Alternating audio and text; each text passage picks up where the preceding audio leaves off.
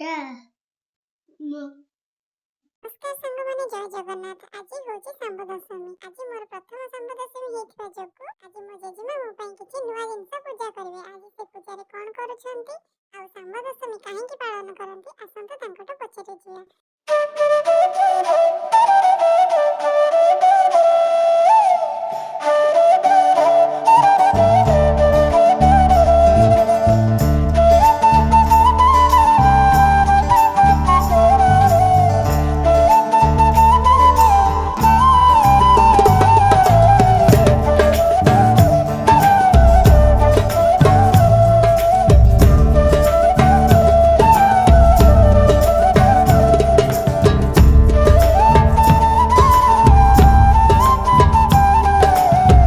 पुओ सांब कुष्ठ रोग हो माँ कहले सूर्य देवता को पूजा कर शुभकामना कर सूर्य देवता को सब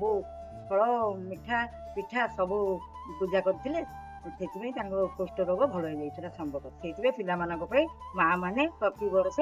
सांब दशमी पालन कर डाकी दे जेजे आउ माँ अजा मामू मामू पाबी दियो कह दे मामू पाबी दे को मामू पाबी दे मामू पाबी दे मामू पापी